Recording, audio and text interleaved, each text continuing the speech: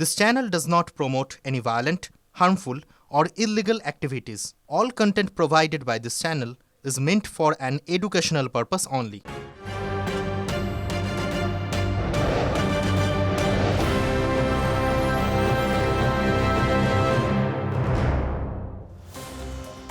আসনে তৃণমূল যত ভোটে জিতেছে এসআইআর এর তার থেকে বেশি নাম কাটা গেছে। 21 ভোটে আমরা 77 আসনে জিতেছি। 109 এর সঙ্গে 77 যোগ করলে কত হয়? ইঙ্গিতপূর্ণ মন্তব্য সুকান্ত মজুমদারের। সেই সঙ্গে সুকান্তর খোঁজা আব তেরা क्या होगा কালিয়া। দেখা যাচ্ছে 109টা সিটে 109টা বিধানসভাতে তৃণমূল যে ভোটে জিতেছে 21 এবং 24-এ তার থেকে বেশি ভোট এসআইআর এ বাতিল হয়ে গেছে।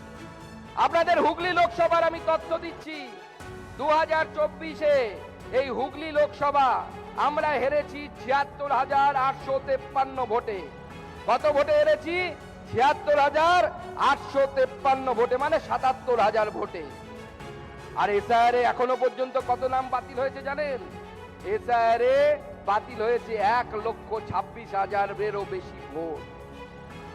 তাহলে 109টা সিটে এরকম অবস্থা, 77টা আমরা জিতেছি। 109 যোগ 77 কত হয়? আব তেরা क्या होगा রে কালিয়া।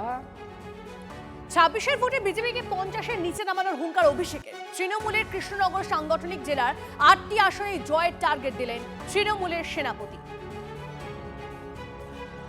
গত লোকসভা নির্বাচনে নদিয়া জেলায় যে দুটো লোকসভা আসন আছে, আমাদের দুভাগে সাংগঠনিকভাবে ভাগ করা রয়েছে এই জেলাকে।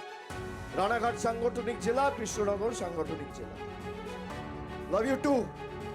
কৃষ্ণনগর একটা বিধানসভা ছাড়া সব বিধানসভায় তৃণমূল জিতেছে।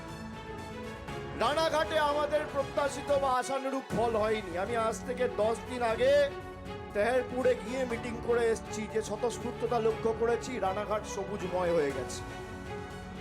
কৃষ্ণনগরকে এবার 8-0 তৃণমূলের পক্ষে করতে হবে।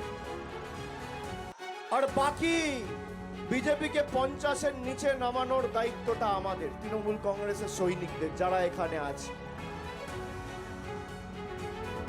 এদিকে তৃণমূলের আরেক সাংসদকে এসআইআর নোটিশ। দেব শামিরুলের পর এবার নোটিশ বাপি হালদারকে। সাংসদের সঙ্গে বাবার নামের অমিল থাকায় সাংসদকে তলব। 28 জানুয়ারি বিডিও অফিসে হাজিরার নোটিশ মথুরাপুরের সাংসদকে।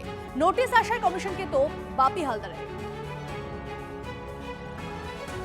জানেন যে ইতিমধ্যে আমাদের বহু সাংসদকে এরকম নোটিশ দেওয়া হয়েছে। আমরা তীব্র ধিক্কার জানাই নির্বাচন কমিশন। আমরা যারা সাংসদ, একটা ক্লিকে সমস্ত তথ্য তাদের পেয়ে যাওয়ার কথা। আজকের সাংসদদেরকে এইরকম নোটিশ দিয়ে মূলত ভয় দেখানোর চেষ্টা হচ্ছে, সাধারণ মানুষকে ভয় দেখানোর চেষ্টা হচ্ছে, এবং বিশেষ করে একটা নির্দিষ্ট সম্প্রদায়কে টার্গেট করা হচ্ছে। কখনো কখনো মুসলিম সম্প্রদায়কে, কখনো কখনো এসসি সম্প্রদায়কে টার্গেট করা হচ্ছে। আমি একটা এসসি সম্প্রদায়ের প্রতিনিধি, আজকের আমাকে নোটিশ পাঠিয়ে একটা সম্প্রদায়কে ভয় দেখানোর চেষ্টা হচ্ছে। দেখুন, যত ভয় দেখান, যত এসআইআর করুন, যত এফআইআর করুন, তৃণমূল কংগ্রেসকে এই বাংলা থেকে সরাতে পারবেন না। এসআইআর শুনানি নোটিশ পেলেন মুর্শিদাবাদের আরও এক শাসক বিধায়ক। জাকির হোসেনের পর সাগরদিঘির বিধায়ক বাইরন বিশ্বাসকেও শুনানিতে ডাক। 24 জানুয়ারি শামশেরগঞ্জ বিডিও অফিসে হাজিরার জন্য তলব। নোটিশ পেয়েই কমিশনের বিরুদ্ধে ক্ষোভ উগরে দিলেন তৃণমূলে যোগ দেওয়া সাগরদিঘির বিধায়ক। আজকে আমার বাবা একটা বিশিষ্ট শিল্পপতি, জনসেবক ছিলেন আর কি। তো তা থাকা সত্ত্বেও আমাদের একটা বিশাল পরিচিত পুরো পশ্চিমবাংলায়। তো আমি একটা বিধায়ক হিসাবে যদি নোটিশ পেতে পারি, তো সাধারণ লোকের কী অবস্থা হবে। তো এটা বিজেপির সম্পূর্ণ চক্রান্ত। এই চক্রান্ত ওরা সাকসেস করতে চাইছে। আগেই ওদের একটা টার্গেট দিয়ে দিয়েছিল যে প্রায় 1.5 কোটি ভোটার বাদ যাবে। ওটা নিয়ে ওরা এটা সম্পূর্ণ ফিল আপ করার চেষ্টা করছে। তো আপনারা ভাবুন যে দেশের কি অবস্থা হচ্ছে। ওনাকে হিয়ারিংয়ে নোটিশ দিতে আমি 56 শামশেরগঞ্জ বিধানসভার 19 নম্বর পার্টের বিএলও। তো তিনি আমারই পার্টেরই একজন বাসিন্দা প্লাস ভোটার। সেই সূত্রে ওনাকে আমি বিএলও হিসাবে নোটিশটা দিতে এসেছিলাম। 19 নম্বর পার্ট 56 শামশেরগঞ্জ বিধানসভা ধুলিয়ানে। নোটিশ রিসিভ করলেন? হ্যাঁ, উনি রিসিভ করেছেন। কত তারিখ হিয়ারিং আছে? ওনার হিয়ারিং 24 তারিখ। এসআইআর একটা ভোটারের নাম বাদ গেলে, কোনো সংখ্যালঘু বা তফসিলের নাম বাদ গেলে কমিশনকে ধরবো না। বিজেপি নেতাকর্মীদের পিটিয়ে ছাল চামড়া তুলে দেব। বর্ধমানের তৃণমূলের ব্লক সম্মেলন থেকে হুঁশিয়ারি দলের জেলা সাধারণ সম্পাদক দেবু টুডু। একটা ভোটারের যদি নাম বাদ যায়, একটা মুসলমান সম্প্রদায়ের মানুষের যদি নাম বাদ যায়, একটা তপশালী বাউরি ব্যক্তির যদি নাম বাদ যায়, একটা আদিবাসী সন্তানের যদি নাম বাদ যায়, নির্বাচন কমিশনকে ধরতে যাব না। বিজেপির নেতাদের পিটিয়ে ছাল চামড়া তুলে দেব, তুলে দেব, তুলে দেব। এই সমস্ত ধমক চমক দিয়ে তো কোনো লাভ নেই। যেটা বলছে সেটা যেন করে দেখায়। তবে আমি বরাবর বলে আসছি, আমরা বরাবর বলে আসছি যে একটিও বৈধ ভোটার বাদ যাবে না, যাবে না, যাবে না। কিন্তু তৃণমূলের আজও পর্যন্ত কেউ বলেনি যে একটিও অবৈধ, মৃত, ডাবল এন্ট্রি, ট্রিপল এন্ট্রি, অনুপ্রবেশকারী ফালতু ভোটার থাকবে না, থাকবে না, থাকবে না। বারুইপুরে মহিলা বিএলওকে মারধর, গ্রেপ্তার অভিযুক্ত। এসআইআর শুনানিতে কেন ডাকা হয়েছে এই প্রশ্ন তুলে মদ্যপ অবস্থায় বিএলওকে মারধরের অভিযোগ। ফিল্ডে কাজ করছিলাম, একদম ওই হিয়ারিং এর যে প্রেশার ওদের উপর আসছিল, সেই অফিসের কাউকে তো পায় না, আমাদের কাছে পায়, সেই রাগটা আমার উপর দেখিয়েছিল।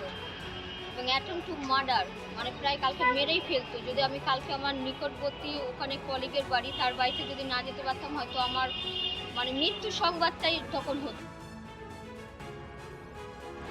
বিডিও অফিসে তাণ্ডবের জেরে 2 দিন বন্ধ ছিল এসআইআর শুনানি। চাকুলিয়ার বিডিও অফিসের নিরাপত্তায় বাড়তি পুলিশ। 2 দিন বন্ধ থাকায় চাপ বেড়েছে চাকুলিয়ার শুনানি কেন্দ্রে। অনেকেই চান তাদের নাম দ্রুত ঢোকানো হোক ভোটার তালিকায়।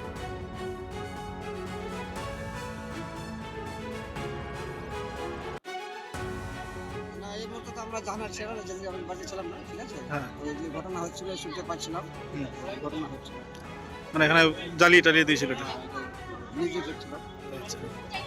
তো এখন শান্তিভাবে সব কাজ হচ্ছে। হ্যাঁ, এখন শান্তিভাবে। বৃহস্পতিবার চাকুলিয়ার গোয়ালপুকুর 2 ব্লকে এসআইআর প্রক্রিয়ার হয়রানির অভিযোগে বিক্ষোভের নামে কার্যত গুন্ডামি চলে।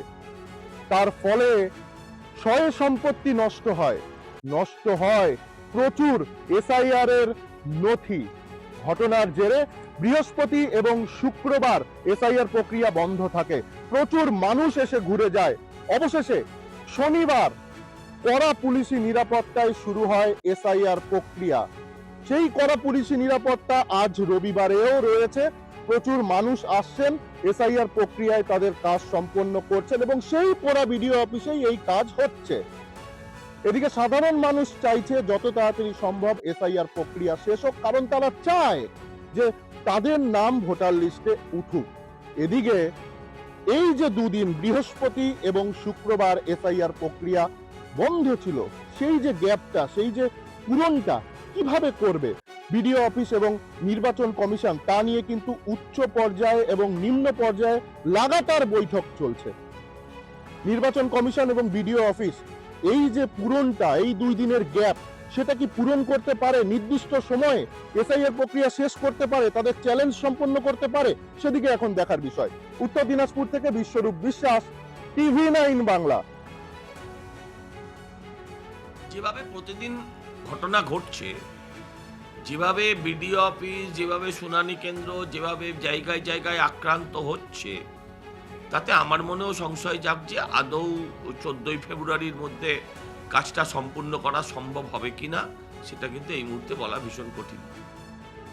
তবে চাকুলিয়ার ঘটনা অনভিপ্রেত, কিন্তু চাকুলিয়ার ঘটনার পেছনে যে কারণ সেটা আরও বেশি দুর্ভাগ্যজনক। নির্বাচন কমিশন ভারতবর্ষের আর কোনো রাজ্যে এই লজিক্যাল ডিসক্রিপেন্সি নামক অসভ্যতামি করেনি, যেটা পশ্চিমবঙ্গের ক্ষেত্রে ঘটছে। হাওড়ার আন্দোল রোডে বহুতলে দুষ্কৃতী তাণ্ডব, আবাসনের বাসিন্দাদের বেধড়ক মারধরের ভিডিও ভাইরাল।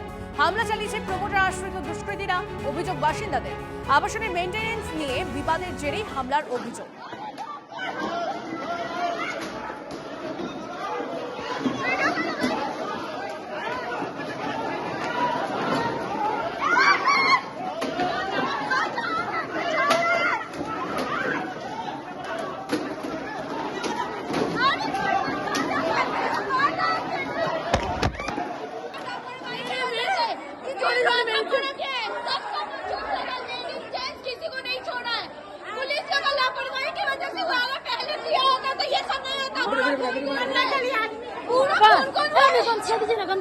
যে ছবি দেখছেন আপনারা আবাসনের মেইনটেনেন্স বিবাদের জেরেই হামলা, এবং এই ভিডিও ইতিমধ্যেই ভাইরাল হয়েছে। হাওড়ার চুনাভাটিতে আবাসনে দুষ্কৃতী তাণ্ডব।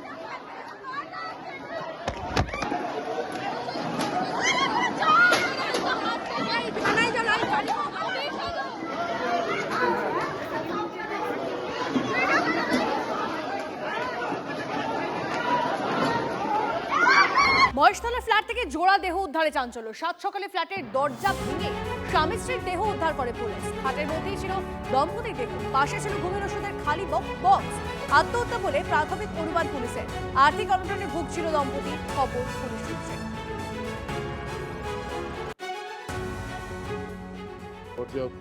ধাক্কা লাশ করেছে, ভিতর দিয়ে বন্ধ ছিল।